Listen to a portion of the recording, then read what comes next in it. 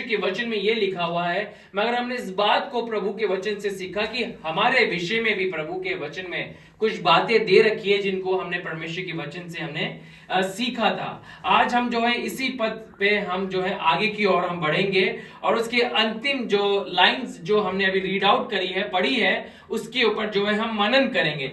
आपको याद होगा तो रात को मैंने एक कोटेशन जो है ग्रुप के ऊपर भेजा था और वो कोटेशन ये था कि हमारा जो ध्यान जो है कई बार अधिक जो है परमेश्वर की वचनों को मेमोराइज करने पे लग जाता है, उनको याद करने में लग जाता है, मगर प्रभु जो हमसे जो अधिक चाहता है वो ये क्या है, हम उस पर मनन करें, है ना। ज्यादा इंपॉर्टेंट क्या है कि हम उसके ऊपर क्या करें, मनन करें। तो हम जो है 7वें पद के जो अंतिम लाइन है यहाँ पे इस प्रकार से लिखा है, ताकि हे परमेश्वर तेरी इच्छा पूरी करूं। हे परमेश्वर, ताकि मैं तेरी इच्छा को क्या करूं, पूरी करूं, है ना। यीशु मसीह ने परमेश्वर के वचनों को केवल इसलिए नहीं पढ़ा कि उनके बारे में क्या लिखा हुआ है, मगर जब वो यीशु मसीह जब शरीर में होके आए तो उन्होंने इन बातों को भी जाना कि परमेश्वर की इच्छा क्या होती है ना। और यही परमेश्वर हमसे उम्मीद भी रखता है। परमेश्वर हमसे एक आशाएं लगाए रहता है, हमसे उम्मीद लगा के रखता है कि हम भी जब हमने यीशु मसीह को उद्धारकर्ता के रूप में ग्रहण किया है तो हम भी जो है अपने इस देह के दिनों में जो है हम क्या करें, उसकी इच्छा को हम क्या करें, पूरी कर सकें। और उन्हीं बातों को हम परमेश्वर के वचन से हम देखेंगे। मैं उन बातों को बोलने से पहले एक पॉइंट जो है मैं बोलना चाहता हूं, कोई भी निकाले परमेश्वर के वचन से, आप निकाल सकते हैं, निकाल के रखे आप मेरे लिए। यूहन्ना की इंजील उसका 8वां अध्याय है और उसका 57 और 58 पद हम पढ़ेंगे। यूहन्ना की इंजील और उसका 8वां अध्याय और उसका हम 57 से लेके 58 पदों को हम जो है हम पढ़ेंगे। बीते कुछ संडे से, रविवार से हम विशेषकर एक टॉपिक के ऊपर जो ध्यान दे रहे हैं, अगर आपका ध्यान होगा तो आपने इस बात को समझने का प्रयास किया होगा कि यीशु मसीह जो है वो शरीर में होके आया है। और हमारा अधिकतर जो ध्यान बीते रविवारों में जो रहा वो इन्हीं बातों के ऊपर रहा कि यीशु मसीह जो है शरीर में होके आया, है ना। और उसी बात को आज भी हम कंटिन्यू करते हुए उन बातों को हम सीखेंगे। पढ़िए कोई भी। रोगियों ने उससे कहा, हाँ, अब तक तू 50 वर्ष का नहीं, फिर भी तूने अब्राहम को देखा है। यीशु ने उससे कहा, मैं तुमसे सच कहता हूँ कि पहले इसके कि अब्राहम तुम हुआ, मैं हूँ। हाँ, अब यहाँ पर जो है 8वें अध्याय में एक बात के ऊपर बहस हो रही है, एक बात के ऊपर चर्चा हो रही है और यीशु मसीह कुछ बातों को जो है यहूदियों को सिखा रहे हैं, उन्हें टीच कर रहे हैं, उन्हें बता रहे थे। और वहां पर जब लोग जो एकत्रित हुए उन बातों को वे सुनते जा रहे थे और विषय जो इतना गर्मा गया था, वो परिस्थिति जिन बातों में हो गई, यीशु मसीह जो बातों को सिखा रहे थे, लोगों को वचन डिलीवर कर रहे थे, माहौल इतना गर्मा गया कि आगे के पदों को आप देखेंगे तो वहां पे लिखा है कि वो क्या करने लगे, पत्थर मारने पर भी यीशु मसीह को उतारू हो गए। क्या हो गए कि यीशु मसीह को पत्थर मारे। किस विषय पे मारे पत्थर?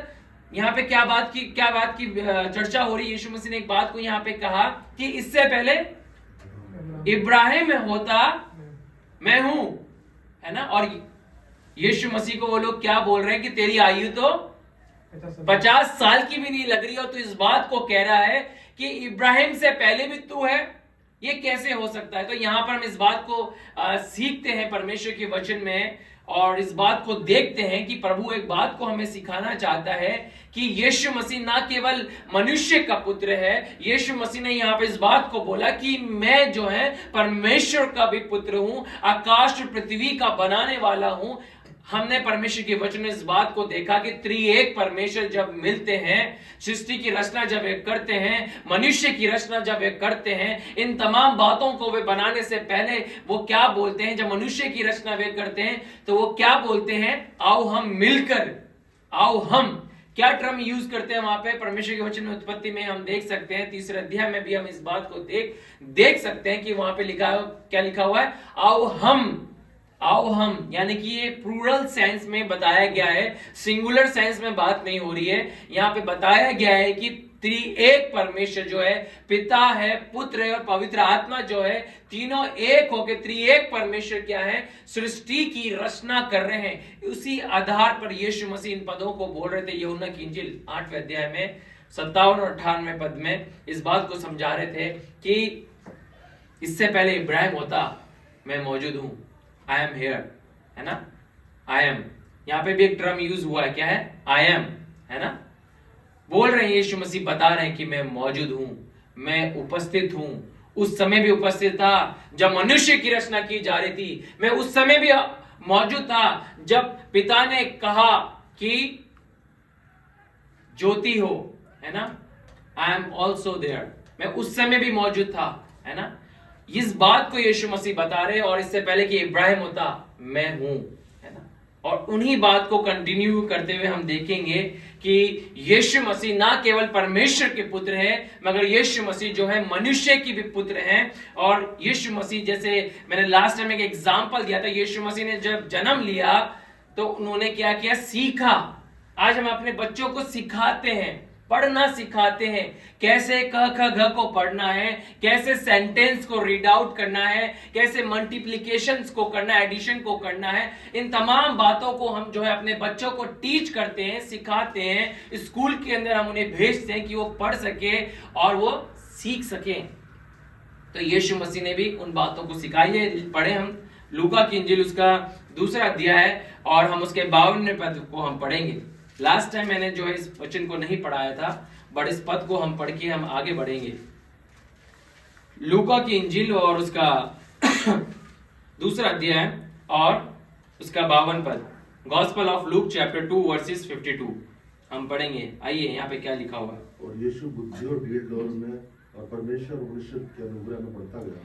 और यीशु जो है किसके, बुद्धि और डील डॉल में और मनुष्य के फेवर में और परमेश्वर के फेवर में भी बढ़ते गए। मैं उन तमाम बातों की स्टार्टिंग किससे हो रही है, उन तमाम बातों की स्टार्टिंग हो रही है विजडम से, बुद्धि में बढ़ रहे हैं यीशु मसीह। क्या लिखा हुआ है, यीशु मसीह किस में बढ़ रहे हैं, बुद्धि में बढ़ रहे हैं, है ना, ज्ञान के अंदर बढ़ रहे हैं, इंटेलेक्चुअल के अंदर बढ़ रहे हैं। और यीशु मसीह कुछ सालों के बाद जो है, यीशु मसीह जो है कहां पे मिलते हैं, मंदिर के अंदर मिलते हैं। और क्या कर रहे होते हैं, वहां पे वाद विवाद कर रहे होते हैं। क्योंकि यीशु मसीह क्या है, निरंतर, जैसे मैंने लास्ट टाइम कहा था कि यीशु मसीह की एक हैबिट थी, एक आदत थी कि वो प्रभु के भवन में जाया करते थे, खुदा के मंदिर में जाते थे और वचनों को वे पढ़ा करते थे, है ना। और वहां पे जाके वो बुद्धि में बढ़ रहे हैं, है ना। उन्होंने स्वयं जो है इन बातों को सीखा। जिसने वचन दिया, जिसके द्वारा वचन आया, उसने स्वयं जो है वचनों को पढ़ा और क्या किया, मनन किया, स्टडी करी उसने, है ना। तो मेरा सवाल यह है 7वें पद के अनुसार कि यीशु मसीह ने जो है पिता की इच्छा को पूरी कैसे किया। यहां पे लिखा है, ताकि हे परमेश्वर तेरी इच्छा को मैं पूरी कर सकूं, है ना। देख मैं आ गया हूं, मेरे विषय में यह लिखा हुआ है, ताकि मैं तेरी इच्छा को क्या करूं, पूरी करूं। जब हमने यीशु मसीह को अपने जीवन का उद्धार करता हमने जाना है और परमेश्वर पिता ने मसीह यीशु को हमारे हृदयों में जब प्रकट किया, तो एक उद्देश्य के साथ प्रकट किया। और आज जब इस संसार में हम जीवित हैं, तो खुदा की एक इच्छा हमारे लाइफ के लिए है। क्या है, परमेश्वर की योजना, एक विल है हमारे लिए, एक योजना है। अपने दिल पे हाथ रख के बोले, परमेश्वर की योजना मेरे लिए है, परमेश्वर की योजना मेरे लिए, परमेश्वर की योजना आप सब लोगों के लिए है।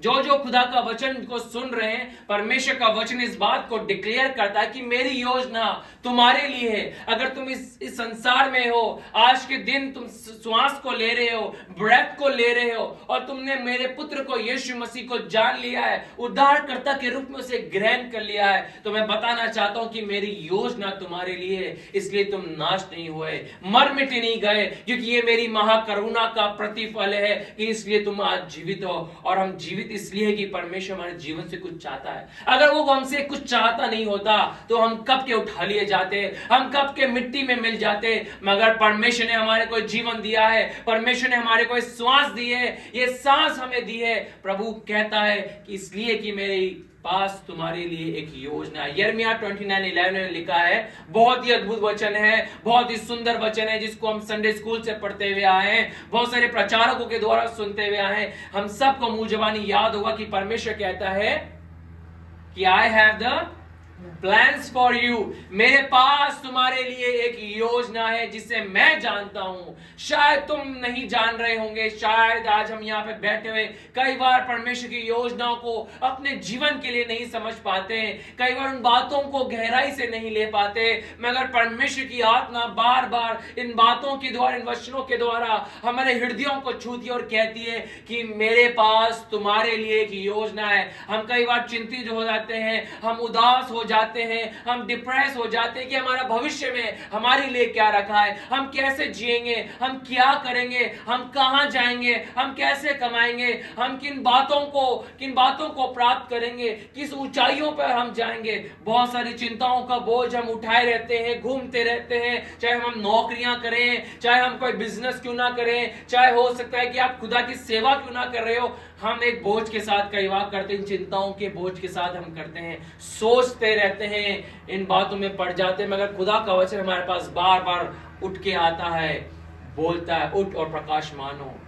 क्यों बोलता है? क्योंकि खुदा याद दिलाना चाहता है, I have the plans for you. Abhishek, I have the plans for you. Angelina, I have the plans for you. मेरे पास तुम्हारे लिए कोई योजना है जिनको मैं जानता हूं, तुम नहीं जान पा रहे होंगे मगर मैं जानता हूं, और मैं क्या उसे पूरा करूंगा। और ये यीशु मसीह यहां पर कह रहे हैं, मैं इसलिए आया हूं पिता कि मैं तेरी इच्छा को मैं क्या कर सकूं, पूरी कर सकूं। और यीशु मसीह ने उन बातों को पूरा करने का आधार कैसे लिया? क्या था यीशु मसीह का आधार?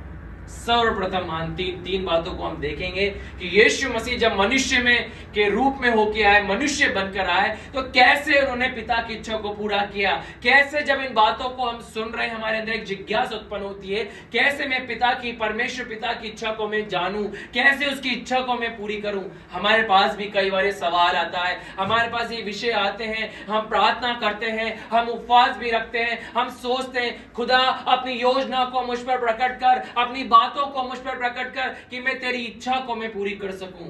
तो सर्वप्रथम यीशु मसीह ने भी पिता की इच्छा को कैसे जाना, है ना?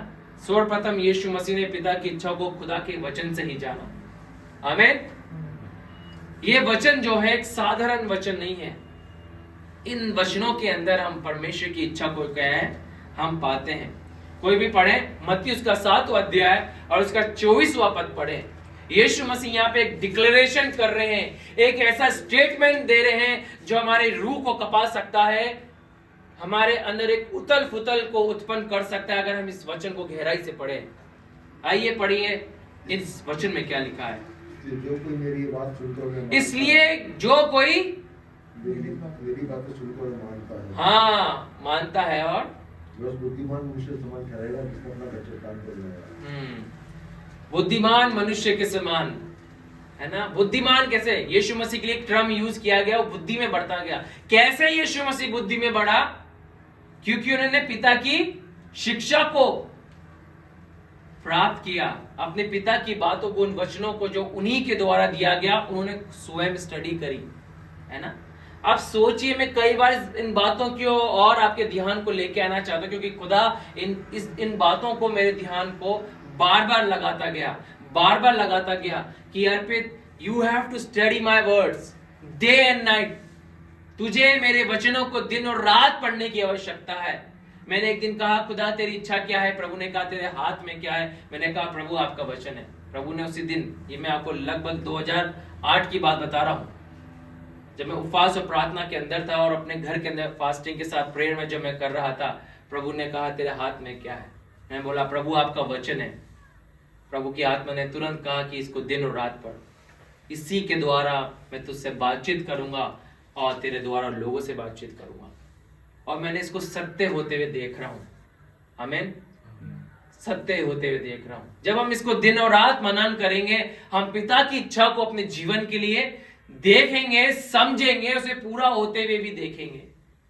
आप भी देखेंगे परमेश्वर की योजनाओं को अपने जीवन में पूरा होते हुए। तो परमेश्वर जो है, यीशु मसीह जो है यहाँ पे इस बात को, स्टेटमेंट को कह रहे हैं, बुद्धिमान मनुष्य वो है, चट्टान पे वो व्यक्ति घर को बनाता है जो मेरी बात को केवल सुनता ही नहीं है मगर कौन उसे मानता है। इन वचनों को जो केवल सुनता ही नहीं है मगर उन वचनों को पढ़ के मनन करके मानता है। 3 लेवल होते हैं, एक study the word of God, एक meditation the word of God, meditate the word of God and live the word of God, है ना। प्रभु हमारे को स्टैंडर्ड में लेके जाना चाहता है। एक समय आता है हम वचनों को पढ़ते हैं, इतना मनन नहीं करते। ये सबके जीवन में होता है।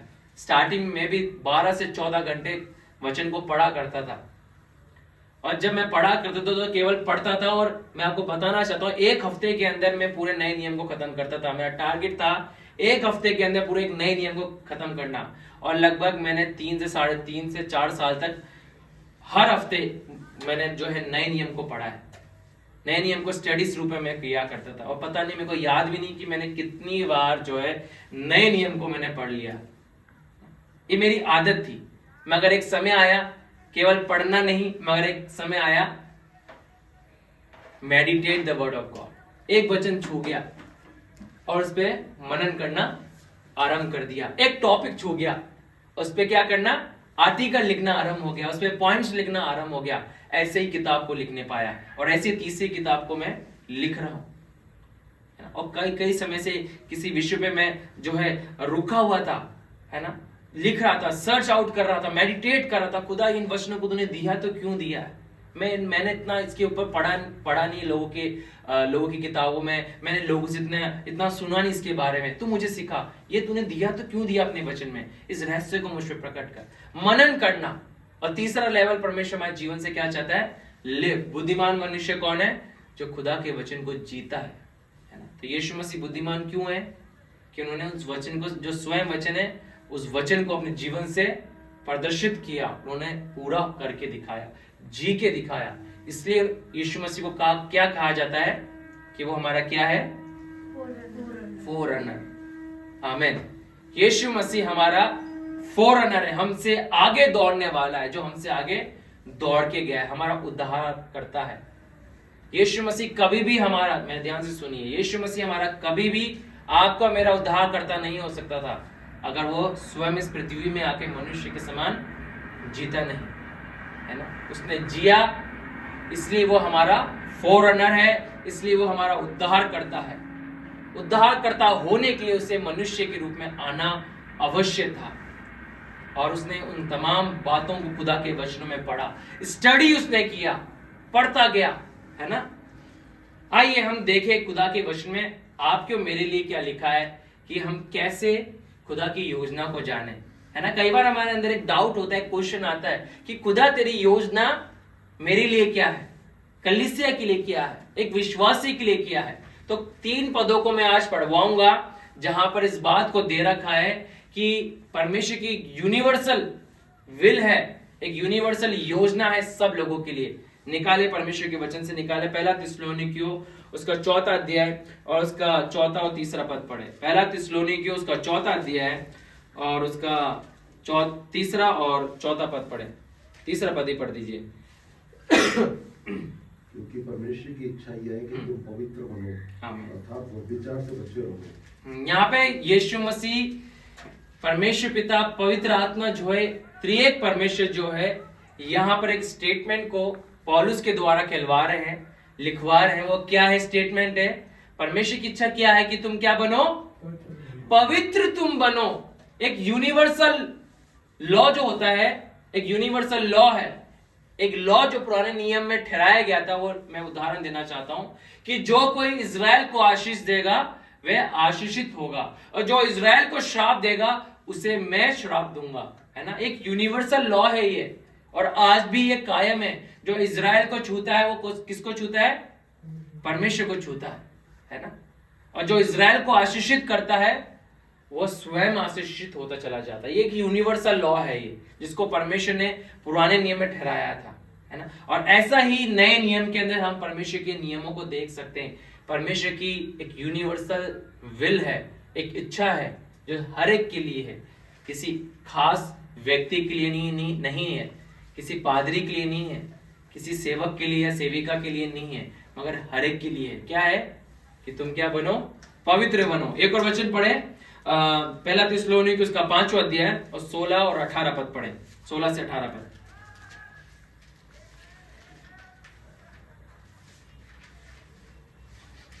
पहला थिस्सलुनीके उसका 5वां अध्याय और 16, 17 और 18 पद को हम पढ़ेंगे। तो कोई भी निकाल के लेके पहला तीमुथियुस उसका 2वां अध्याय और 3 और 4 पद भी।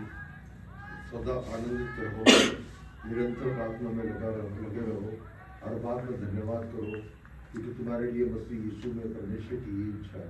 आमीन।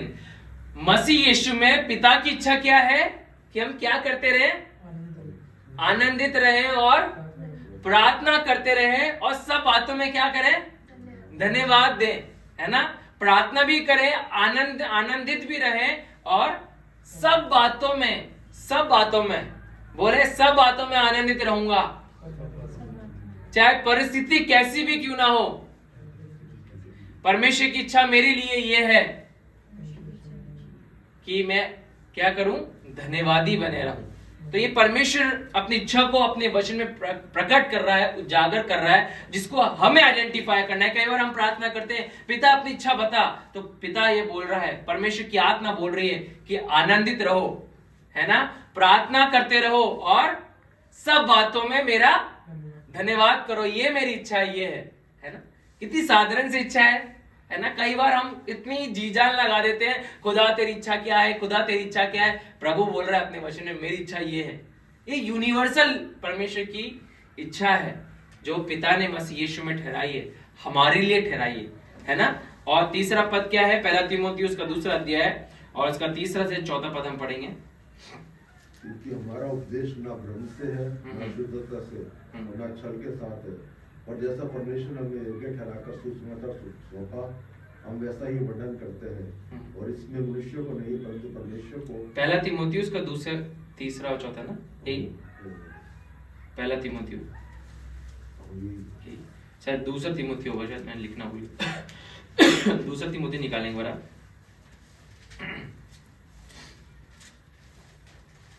2 तीमुथियुस उसका 2वां अध्याय और 3 और 4 पद हम पढ़ेंगे। किसी रीति से किसी के धोखे में ना आना, क्योंकि वह दिन ना आएगा तो संबंध त्याग ना हो जाए और पाप का कुछ विनाश न हो। ये नहीं, शायद मेरे ख्याल से वो पहला तीमुथियुस में ही था, मैं शायद लिखना उसको भूल गया।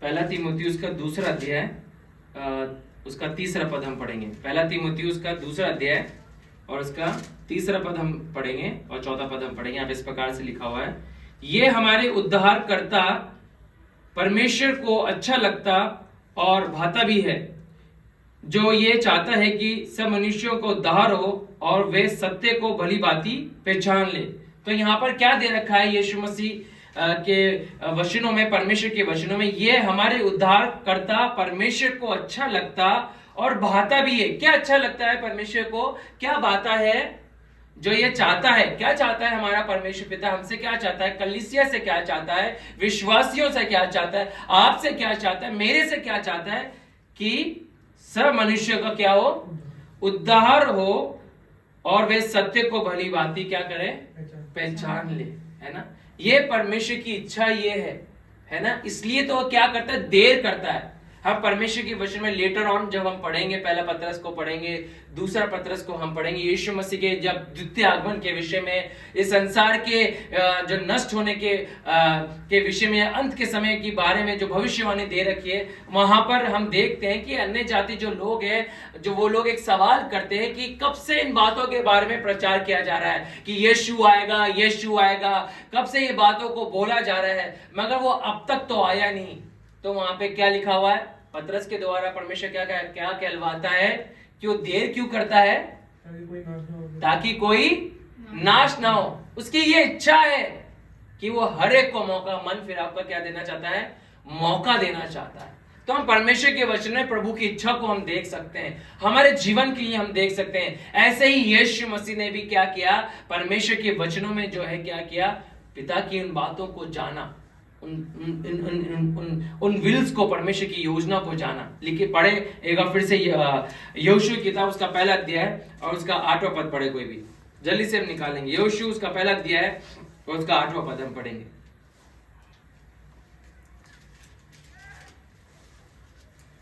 यहोशू उसका पहला अध्याय और उसका 8वां पद हम पढ़ेंगे। ये भी हमारे को याद होगा, इसको भी हम संडे स्कूल से हम जो है सीखते हुए आए हैं। व्यवस्था की ये पुस्तक, व्यवस्था की कौन सी पुस्तक? परमेश्वर के वचन की पुस्तक जो है, यहोशू को परमेश्वर क्या कह रहा है? व्यवस्था की यह पुस्तक तेरी चित्त से कभी ना उतरने पाए, तेरे चित्त से कभी भी ना उतरने पाए, तेरे मन से कभी भी ना उतरने पाए। इसी में दिन रात ध्यान दिए जाना, हाँ। इसलिए कि जो कुछ उसमें लिखा है उनके अनुसार करने की तू चौकसी करे, क्योंकि ऐसे ही करने से तेरे सब काम सफल होंगे और तू प्रभावशाली होगा। तेरे सब काम सफल कब होंगे और तू प्रभावशाली व्यक्ति, तेरा व्यक्तित्व प्रभावशाली कब होगा? जब तू इसमें लिखी हुई बातों को क्या करेगा? पूरा करेगा। तो पूरा करने के लिए हमें यह पता करना पड़ेगा कि इस पूरा हमें क्या करना है ना? पूरा हमें क्या करना है? हमारे को खुदा का एक टास्क पूरा करना है हमारा लाइफ में, मगर वो टास्क को पता कैसे करेंगे हम? प्रभु के वचनों के द्वारा, है ना? तो परमेश्वर के वचनों में ही प्रभु की इच्छाएं जो है बताई गई हैं।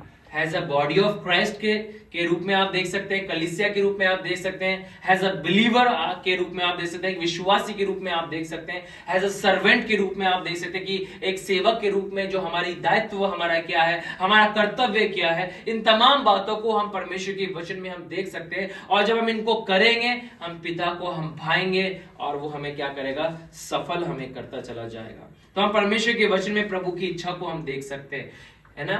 कैसे हम देखेंगे? प्रभु के वचनों के द्वारा। दूसरी बात हम देखेंगे खुदा के वचन में कि यीशु मसीह ने दूसरी रीति से कैसे पिता की इच्छा को जाना। कैसे जाना? निकाले लूका की इंजील उसका 6वां अध्याय निकाले कोई भी, और उसका 12 पद पढ़े। लूका की इंजील उसका 6वां अध्याय और उसका 12 पद हम पढ़ेंगे।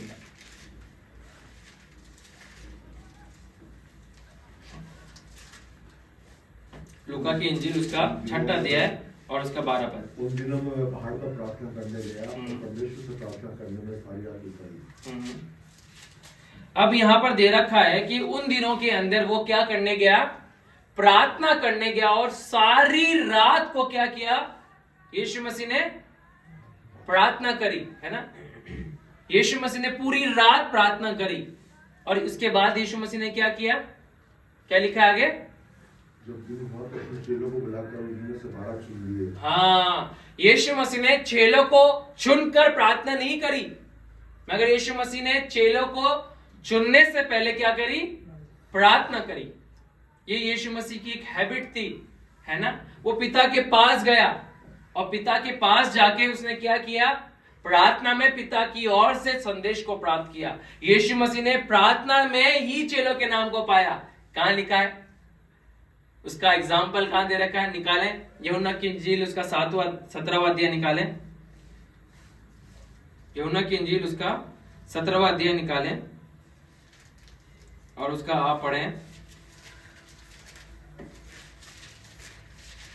दूसरे तीसरे पद से पढ़ना आरंभ करें। यूहन्ना की इंजील उसका 17वां अध्याय निकालें।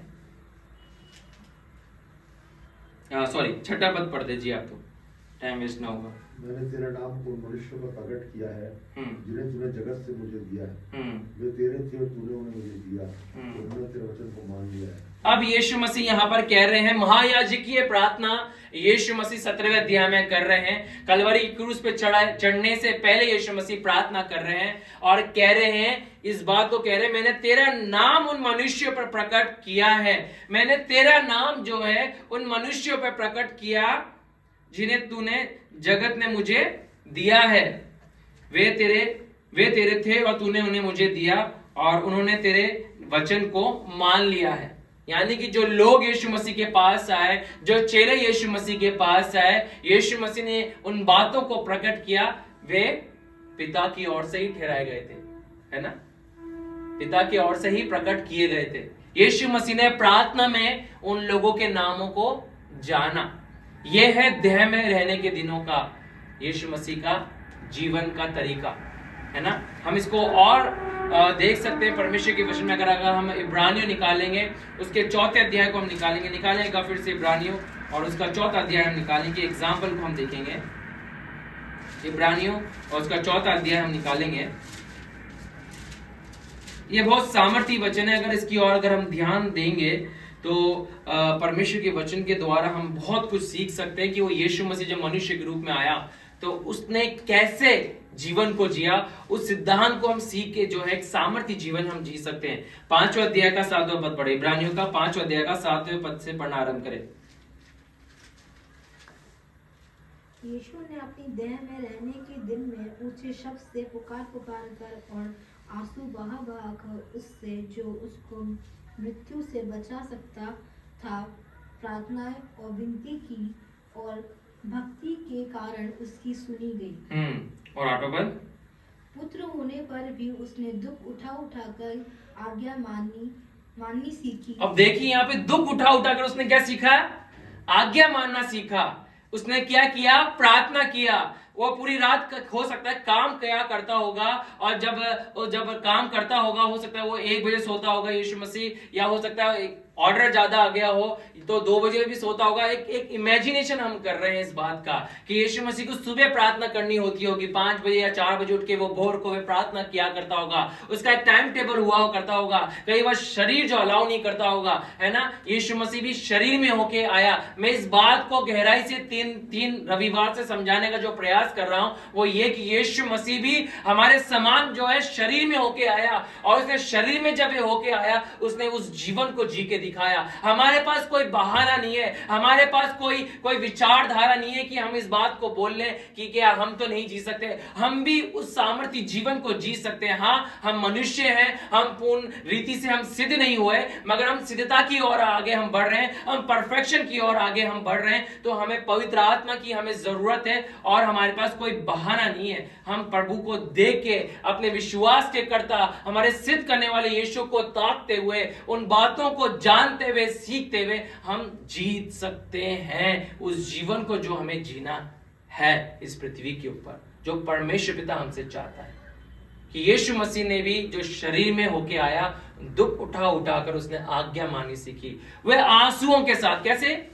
हे पिता मुझ पे रहम करना, ऐसे कहता था। क्या लिखा है धीमी आवाज में? क्या लिखा है? बोले सब, क्या है? कैसे प्रार्थना करता है वो?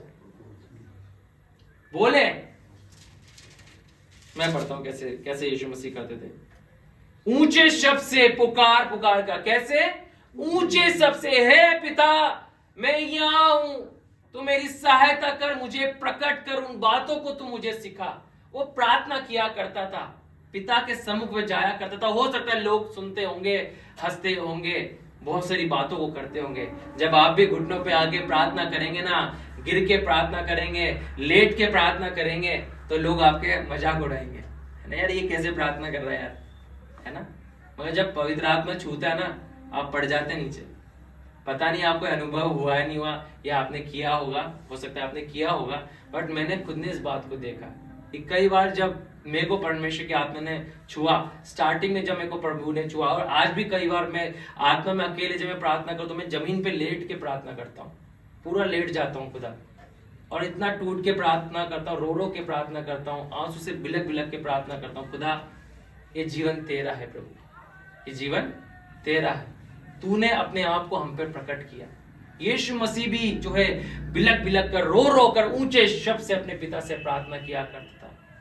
शायद कोई दूर दूर तक नहीं सुनता हो, मगर सेनाओं का यहोवा सुनता था कि मेरा बेटा पुकार रहा है, मेरी प्रार्थना मुझसे प्रार्थना कर रहा है ना। यीशु मसीह ने आज्ञा मानी सीखी, प्रार्थना में पिता की बातों को सीखा। आइए और कुछ पदों को हम पढ़ेंगे परमेश्वर के वचन में, आज हम पढ़ेंगे।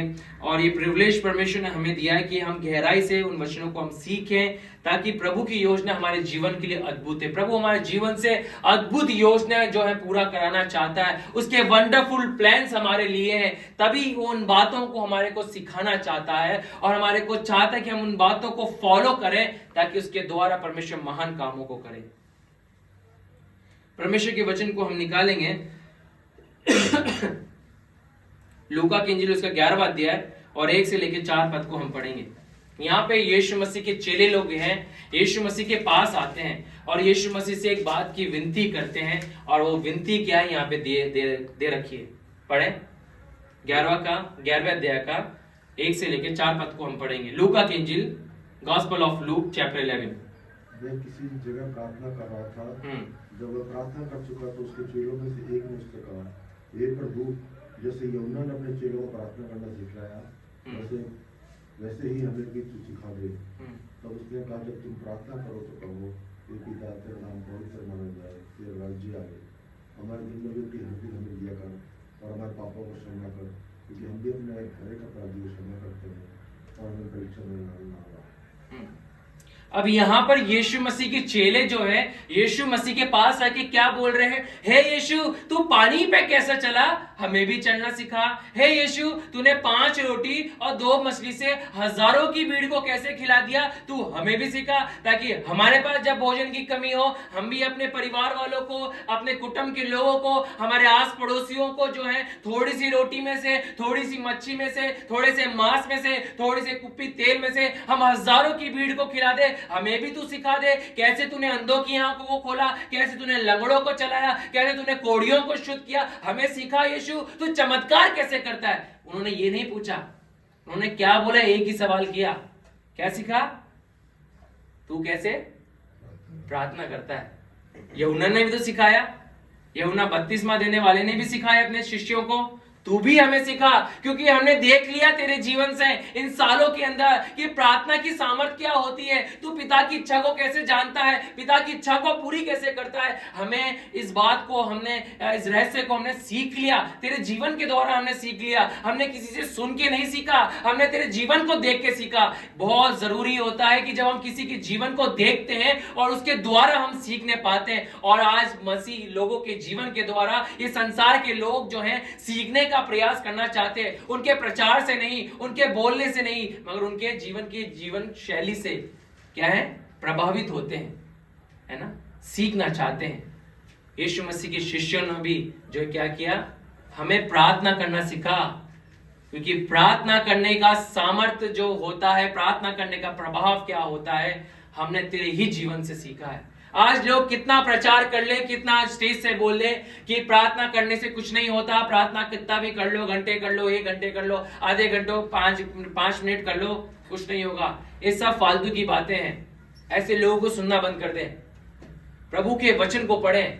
हमारे उद्धारकर्ता ने प्रार्थना करी है, पूरी पूरी रात प्रार्थना करी है, उसके चेलों ने प्रार्थना करी है, तो ये जीवन शैली हमें भी जीनी पड़ेगी। अगर हम चाहते हैं कि उनके जीवन का जो परिणाम था, उनके जीवन का जो सिद्धांत था, उनके जीवन की जो सामर्थ का जो रहस्य था, उनके जीवन के द्वारा जो परमेश्वर महान चमत्कार करता था, हम चाहते तो हैं कि हमारे जीवन से प्रभु चमत्कार करे, चिन्ह चमत्कार को प्रकट करे, महान कामों को करे। हम अंधों के लिए प्रार्थना करें तो अंधों की आंखें खुल जाए, लोग कोढ़ियों के लिए प्रार्थना करें, उनके कोढ़ शुद्ध हो जाए। मगर हम प्रार्थना करना ही नहीं चाहते, पर्सनली, व्यक्तिगत रूप में तैयारी नहीं है, तो कैसे प्रभु मूव करेगा, प्रभु कैसे काम करेगा।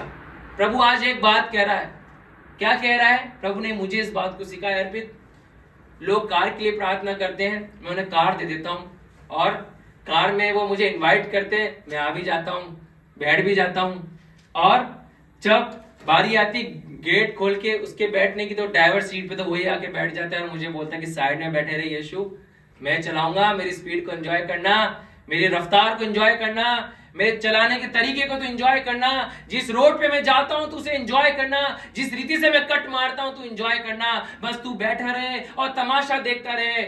और देखते ही देखते जब जो है कुछ दुर्घटना घटती है जीवन के अंदर, सारा ठीकरा जो है यीशु के माथे ही फोड़ देते। यीशु तू क्या कर रहा था, तू तो बैठा हुआ था, हैं? तूने मुझे बचाया क्यों नहीं, तूने मुझे बचाया क्यों नहीं? आप बचे हुए हो, इसी बात का सबसे बड़ा परिणाम है कि यीशु बैठा हुआ था। आमीन। हमारी नौका डूबी नहीं है। आज कितने डिसोबीडियंट होके हम आज इस बात को जी रहे हैं, प्रचार कर रहे हैं, गा रहे हैं, गवाहियां दे रहे हैं। कई बार हम डिसोबीडियंट हो जाते हैं अपने मसीह जीवन के अंदर, मगर आज हम जीवित हैं। क्यों? क्योंकि यीशु हमारे साथ है, हमारे साथ खड़ा हुआ है। मगर वो इस बात को कह रहा है कि ड्राइवर सीट पे तुमको नहीं, मुझे बैठना है, कंट्रोल मेरे हाथ में दो, मैं तुम्हें चलाऊंगा। और जब मैं चलाऊंगा तो तुम हर एक सफर को एंजॉय करोगे अपने जीवन में। चाहे पहाड़ों पे जा रहे हो, पथरीली भूमि में होके जा रहे हो, कैसे क्यों ना जा रहे हो, तुम एंजॉय करते हुए जाओगे, है ना। कई ऐसे परिवार को पता नहीं है, आपने देखा नहीं देखा, बट जब मैं इनिशियल स्टेज पे जब बढ़ रहा था, मैं ऐसे बहुत सारे मसीह परिवारों में जाया करता था जिनके पास अगले दिन की रोटी का प्रबंध नहीं होता था। मैं लिटरली इस बात को देखता था और मैं इस बात को रोता था, खुदा कि हमारे पास राशन है महीनों का, मगर इनके पास कल की रोटी का प्रबंध नहीं है, मगर ये हमसे ज्यादा खुश कैसे हैं प्रभु। मैं खुदा से सवाल करता था। उस समय मैंने प्रभु को जान लिया था, 2006 की बात बता रहा हूँ, 6 और 7 की। और मैं हमेशा इस सवाल को करता था, प्रभु ये लोग इतने खुश क्यों हैं, प्रभु आनंदित क्यों हैं, प्रभु ये परिवार के लोग चिंतित नहीं है प्रभु। क्योंकि वो क्या करते थे, हर परिस्थिति में पिता का धन्यवाद करते थे, फॉलो करते थे, जीते थे, और प्रभु उनके लिए करता था। और वो गवाही हमेशा देती थी, वो आंटी बोलती थी कि कभी हमारे बच्चे भूखे नहीं सोए, ना हम भूखे सोए, भले से हमने थोड़ा खाया हो, और खाया जरूर है, कैसा क्यों ना खाया हो, मगर हमने खाया जरूर है। ये जब होगा जब हम अपनी ड्राइविंग सीट पे हम यीशु को अलाउ करेंगे। आज प्रभु कह रहा है, अपने जीवन का नियंत्रण जो है मुझे दे दो, मुझे एक ऑडियंस के रूप में अपने जीवन में उद्धारकर्ता के रूप में ग्रहण मत करो कि तुमने ग्रहण करके मुझे साइड में कर दिया, मगर जीवन का नियंत्रण मुझे दो, तब मैं महान काम करने तुम्हारे जीवन में, जीवन के द्वारा क्या है, अलाउ करूंगा। तो यहां पर हम देखते हैं कि चेले लोगों ने क्या किया, यीशु से विनती करी, हमें प्रार्थना करना सीखा, और प्रार्थना में ही यीशु मसीह ने पिता की इच्छा को क्या है, जाना, कि जो नाम तूने मुझ पे प्रकट करे, मैंने उन्हीं को तेरे नाम को प्रकट करा दिया, उन बातों को सिखा दिया। तो हम प्रभु का हम धन्यवाद करते हैं। और तीसरी और अंतिम बात हम देखेंगे, यीशु मसीह जब देह में होके आया तो उनके अंदर ऐसी क्या बात थी जो उन्होंने पिता की इच्छा को पूरा किया। निकाले यूहन्ना की इंजील उसका 4वां अध्याय, बहुत जबरदस्त वचन है, इसको अंडरलाइन कर सकते हैं तो जरूर करें। 31 से लेकर 34वें पद को पढ़ें। यूहन्ना की इंजील उसका 4वां अध्याय और उसका 31 पद से लेके हम जो है 34वें पद तक हम पढ़ेंगे। इस बीच उसके चेलों ने यीशु से विनती की कि हे रब्बी कुछ खा ले, परंतु उसने उनसे कहा, मेरे पास खाने के लिए ऐसा भोजन है जिसे तुम नहीं जानते। तो चेलों ने आपस में कहा, क्या कोई इसके लिए कुछ खाने को लाया है? यीशु ने उससे कहा, मेरा भोजन ये है कि अपने भेजने वाली इच्छा अनुसार चलूं और उसका काम पूरा करूं। क्या तुम नहीं कहते कटनी होने से अब भी 4 महीने पड़े हैं? देखो मैं तुमसे कहता हूं, अपने खाकर खेतों में दृष्टि डालो, आमीन। यहाँ पर जो है यीशु मसीह के चेले यीशु मसीह से क्या पूछ रहे हैं कि यीशु तू कुछ खा ले, है ना। और यीशु मसीह ने क्या कहा कि मेरे पास क्या है, मेरे पास भोजन है ना, मैंने ऑलरेडी खा लिया, है ना। और यीशु मसीह के चेले लोग बोलते कि तूने क्या खाया। यीशु मसीह के चेले आपस में बोलते क्या किसी ने उसे कुछ खिलाया। तो यीशु मसीह क्या बोल रहे कि मेरा भोजन क्या है, अपने भेजने वाले की इच्छा को पूरी करूं।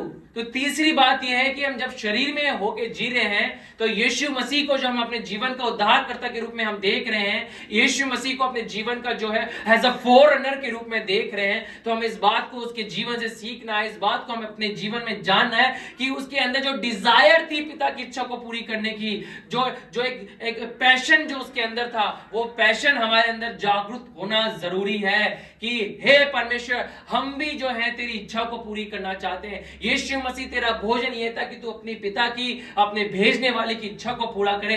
हमारा भी भोजन यीशु मसीह ऐसा बन जाए कि हम भी जो है तेरी इच्छा को, तेरे वचनों की उन बातों को पूरी करनी हम क्या है लग जाए। ये क्यूरियोसिटी हमारे अंदर उजागर हो जाए, ये एक्साइटमेंट हमारे अंदर उजागर हो जाए, ये हमारे अंदर एक ऐसा पैशन आ जाए कि हम पिता तेरी योजना पे चलने वाले लोग, तेरी योजना को सुनने वाले लोग, तेरी योजना को जानने वाले लोग, तेरी योजना को पूरी करने वाले लोग हम बन जाएं। यीशु मसीह का भोजन ये था, है ना, उसका भोजन ये था कि अपने पिता की इच्छा को पूरा करे। उसे परवाह नहीं थी, वो शरीर में था, उसे भी भूख लगी। कहां लगी? आपको पता है कहां लगी यीशु मसीह को भूख? वो मनुष्य था, उसका पूर्ण चिन्ह क्या था कि यीशु मसीह ने जब 40 दिन की उपवास और प्रार्थना में रहा, 40 दिन और 40 रात, ये आज से कुछ दिनों बाद जब हम भी फास्टिंग डेज को जो है स्टार्ट हम करेंगे, संसार भर में जो है 40 दिन की उपवास और प्रार्थना की जाएगी। मगर हम देखते हैं यीशु मसीह के जीवन में कि यीशु मसीह ने भी किया और क्या हुआ, उसे क्या लगी? भूख लगी, है ना। ये इस बात का भूख क्या है? चिन्ह है कि वो मनुष्य बनकर आया। 100% क्या है? बन के आया, 100% मनुष्य बन के आया। उसकी भूख उसकी पहचान थी, है ना। वो सोता भी था। कहां सोया? मैं भी सोया, है ना। थक गया था यीशु मसीह। वो थकावट शरीर की बताती है कि यीशु मसीह मनुष्य है, मगर उसके अंदर एक पैशन था, उसके अंदर एक क्यूरियोसिटी थी, उसके अंदर एक सेल्फ विल थी, उसके अंदर एक इच्छा थी कि अपने भेजने वाले की इच्छा को मैं पूरी करूं, मेरे पिता की इच्छा को मैं पूरी करूं, क्योंकि उसने मुझे इस संसार में इसलिए भेजा है, इसलिए मुझे ठहराया। क्या वो क्यूरियोसिटी, क्या वो पैशन हमारे अंदर है या नहीं है? क्या अब तक वो उजागर हुआ या नहीं हुआ? As a body of Christ के रूप में, एज अ बिलीवर के रूप में, मसीह होने के रूप में, क्या वो पैशन हमारे अंदर अभी तक आया या नहीं आया? अगर नहीं आया उस रीति से, तो हमारे पास एक सवाल है, क्यों नहीं आया? क्या कमी रह गई हमारे जीवन के अंदर? इसलिए तो कहीं ना कहीं हम चूक जाते हैं। प्रभु आज इन वचनों के द्वारा हमारे को सिखाना चाहता है, हमसे बातचीत करना चाहता है। वो कहना चाहता है कि तुम्हारा भोजन भी ये बन जाए कि परमेश्वर की इच्छा को क्या करो, पूरी करो। चेले लोग एक समय वीक थे, मगर एक समय उनके जीवन में आया जब वो प्रभु के संग चल रहे थे, दुख को उठा रहे थे। उनके जीवन में भी एक समय आया, उनके जीवन में एक चुनाव का एक समय आया, एक परिस्थिति ऐसी खड़ी हो गई। आज जिन परिस्थितियों में हम भी संघर्ष करते हैं, उन लोगों ने भी संघर्ष किया। निकाले परमेश्वर के वचन से पहले तो काम उसका 6 दिया है और उसका 1 से लेकर 4 पद पढ़ेंगे और फिर मैं समाप्त करूंगा। पहले तो काम उसका 6 दिया है, 1 से लेकर 4 पद को हम पढ़ेंगे। क्या लिखा हुआ यहाँ पे? उन दिनों में जब चेलों की संख्या बहुत बढ़ने लगी, तब यूनानी भाषा बोलने वाले, इब्रानी भाषा बोलने वाले पर कुड़कुड़ाने लगे कि प्रतिदिन की सेवकाई में हमारी विधवाओं की सुधि नहीं ली जाती। अब यहाँ पर जो है आप देख सकते हैं, ये परिस्थिति आज भी है। खाने के पीछे उस समय भी लड़ाई होती थी और खाने के पीछे में आज भी लड़ाई होती है। तो ये बहुत कॉमन विषय है ना। बातें हैं कि हमें चिंतित होने और परेशान होने की जरूरत नहीं। उस समय भी क्या करते थे, गुटबाजी चलने लग गई थी, उस समय भी होती थी ये सब बातें, मगर ये चेले लोगों को प्रभावित नहीं कर सकती थी, उनके मसीह जीवन को हिला नहीं सकती थी। आज हम भले से चिंतित हो जाए, परेशान हो जाए, मगर वो लोग नहीं हुए। उन्होंने क्या उत्तर दिया? आगे पढ़े। तब उन बारों ने चेलों की मंडली को अपने पास बुलाकर कहा, यह ठीक नहीं कि हम परमेश्वर के वचन छोड़कर खिलाने पिलाने की सेवा में रहे। अब यहाँ पर क्या है? खिलाने पिलाने की सेवा में रहे, यानी कि खाने के पीछे लड़ाई हो रही थी। उनकी सुधि किस रूप में नहीं ली जा रही थी? अरे यार, मुझे तो नली दे दी और जो है मेरी कुटुंब की लेडी को, और जो है उस लेडी को क्या है, नली नहीं मिली उसको तो चाप दे दी है ना। या मेरे बेटे को तो यार ये सूखी हड्डी थी, इसमें मांस भी नहीं है, और उसको 2 नलियां दे दी है। तो क्या बोल रहे चेले, अरे यार ये क्या बात है, खुदा के वचन को सिखाने को छोड़कर हम क्या खिलाने पिलाने की सेवा में लगे रहे। उसके आगे क्या लिखा हुआ है 30वें पद में, इसलिए है भाइयों अपने में से 7 सुनाम पुरुषों को जो पवित्र आत्मा और बुद्धि के परिपूर्ण हो चुन लो कि हम उन्हें इस काम पर ठहरा दे। परंतु हम तो प्रार्थना में और वचन की सेवा में लगे रहेंगे। आमीन। परंतु हम तो प्रार्थना में और वचन की सेवा में लगे रहेंगे। तुमको लगना है तो लगो, तुमको जो करना है तो करो, तुमको उसको ग्रेवी देनी है ग्रेवी दो, तुम उसे मांस देना मांस दो, 4 रोटी देनी है 2 रोटी देना है तो दो। मगर हम क्या करेंगे, हमको जो सेवा दी गई है, जो हमें कॉलिंग दी गई है, जो बोझ हमारे पास है, वो ये है कि हम तो प्रार्थना करेंगे और खुदा का वचन को प्रचार हम करेंगे। ये हमारा दर्शन है, ये हमारा बोझ है और इसे हम पूरा करेंगे। तुम्हारा दर्शन क्या है, तुम्हारा बोझ क्या है, इसे तुम जानते हो। मगर हम क्या करेंगे, पतरस और यूहन्ना जो ये लोग जो हैं, यीशु मसीह के जो चेले हैं, वो क्या कर रहे हैं, हम क्या करेंगे, प्रार्थना करेंगे। क्योंकि हमने यीशु के जीवन से सीखा, प्रार्थना के द्वारा पिता की इच्छा को जाना जा सकता है। प्रार्थना के द्वारा से हमें पता लग सकता है कि किसके घर में जाना है, किसके घर में टिकना है, किसके वहां पर शहर में जाना है, क्या प्रचार करना है, किस रीति से प्रचार करना है। यह प्रार्थना में दर्शन के द्वारा पता लग जाता है। और वचन की सेवा हम करेंगे, क्योंकि वचन में भी हम प्रभु की इच्छा को जान पाते हैं और हम सीख पाते हैं। तो वो इस बात को जान गए थे यीशु मसीह के जीवन के द्वारा, है ना। अगर हम सोचें कि कैसे हम सीखें, तो हम यीशु मसीह के शिष्यों को जीवनों को भी देख सकते हैं। एक बहुत अच्छी किताब है, अगर आपको इंटरनेट पे जरूर मिल जाएगी किताब, अगर आप पढ़ना चाहते हैं। मैंने भी इस किताब को बहुत सालों पहले सर्च किया था, किसी प्रभु के महान सेवक ने बताया था कि 12 अपोस्टल की एक 1st सेंचुरी में लिखी हुई किताब थी। उनके उसकी 12 जो शिष्य यीशु मसीह के हुए, उनके चेलों के द्वारा एक व्यक्ति विश्वास में आया था और उसके द्वारा एक किताबें जो है लिखी गई थी। किताब लिखी गई थी टीचिंग ऑफ 12 अपोस्टल्स करके है। फिर जो प्रेरित जो थे उनकी शिक्षाओं के ऊपर वो किताब लिखी गई है। बहुत छोटी और पतली किताब है, बहुत शानदार और अद्भुत किताब वो है। उसमें यीशु मसीह के जो टीचिंग, जो बेसिक टीचिंग्स हैं, यीशु मसीह के जो चेले जो लोग हुए, उनकी जो बेसिक टीचिंग्स हैं उसमें दे रखी हैं। किस रीति से उन्होंने जीवन को जिया, एक सिंपल, एक साधारण सा जीवन, मगर एक सामर्थ्य जीवन उन्होंने जिया। उसका आधार था कि उन्होंने यीशु मसीह को देखा, वचन को देखा कि वचन फिजिकली कैसे परफॉर्म कर रहा है। उन्होंने उस वचन को प्रार्थना करते हुए देखा, उन्होंने उस वचन को पढ़ते हुए, मनन करते हुए और जीते हुए भी देखा। इसलिए चेलों ने बोला, हम तो प्रार्थना करेंगे और वचन को हम पढ़ेंगे। आज परमेश्वर के वचन के द्वारा हम इस बात को सीख पा रहे हैं, जान पा रहे हैं, और परमेश्वर हमारे जीवन से ये चाहता है कि जब हम अपने जीवन में यीशु मसीह को हैज अ मैन हम देख रहे हैं कि वो मनुष्य के रूप में आया, मनुष्य बनकर आया। इसकी और अपने ध्यान को पिछले कई रविवार से हम लगाए हुए हैं। तो इस बात को हम जान पा रहे हैं कि यीशु मसीह ने कैसे अपने जीवन को जो है शरीर में होके वो आया, जिया। 6 लोगों ने कैसे मसीह जीवन को जिया, हम भी जी सकते हैं। और इन वचनों के द्वारा उन बातों को हम सीख पा रहे हैं। हम प्रभु का हम धन्यवाद करते हैं, प्रभु की हम स्तुति करते हैं। आने वाले समय में और भी बातों को हम परमेश्वर के वचन के द्वारा हम सीखने पाएंगे, अद्भुत बातों को हम सीखने पाएंगे कि कैसे यीशु मसीह ने शरीर में होके जीवन को जिया। उन तमाम बातों को हम जो है कंटिन्यू करेंगे, आगे भी हम कंटिन्यू करेंगे। तो मैं प्रभु का धन्यवाद करता हूँ। आइए हम छोटी सी प्रार्थना हम करेंगे और फिर उसके बाद जो मैं शेफाली को हैंड ओवर करूंगा, उसके बाद जो हम ऑफरिंग में जाएंगे, प्रार्थना में हम जाएंगे।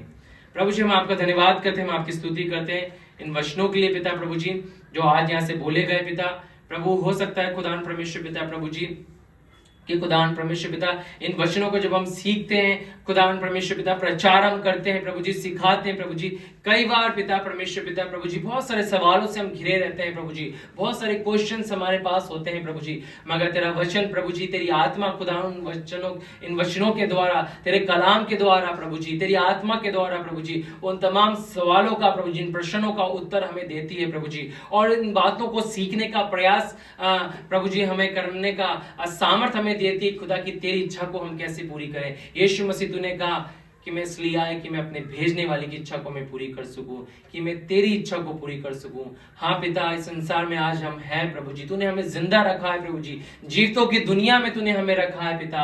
तूने अपने पुत्र को हमारे जीवन में, हमारे हृदयों में, हमारे परिवार में, हमारी कलीसिया में प्रकट किया, एक उद्देश्य के साथ प्रकट किया प्रभु जी। जिन लोगों ने आज तेरे वचनों को सुनाया, सुनेंगे पिता प्रभु जी, यही प्रार्थना है प्रभु जी, वो इच्छा को पूरा करने का वो डेडिकेशन प्रभु जी, वो पैशन हमारे अंदर उजागर हो जाए प्रभु जी, उस रीति से उजागर हो जाए जिस रीति से यीशु मसीह तेरे चेलों के पास उजागर हो गया था। यीशु मसीह इन हजारों सालों में तेरे दास और दासियों के हृदय में उजागर हो गया। यीशु मसीह ऐसा ही पैशन हमारे अंदर उजागर हो जाए प्रभु जी, हम भी तेरे वचन के भूखे और प्यासे बन जाए प्रभु जी। हाँ खुदावन परमेश्वर, हमारा खाना, हमारा भोजन तेरी इच्छा को पूरा करना बन जाए प्रभु जी, और तेरी इच्छा पे चलना बन जाए प्रभु जी। तो दया कर, अनुग्रह दे, ये वचन को 30, 60, 100 गुना तो प्रतिफल कर हर एक के जीवनों में प्रभु जी। धन्यवाद है, इस प्रार्थना को यीशु के नाम से मांगते हैं, आमीन।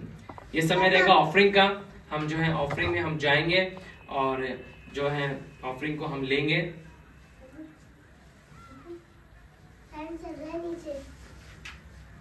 कभी बनाता भैया फैन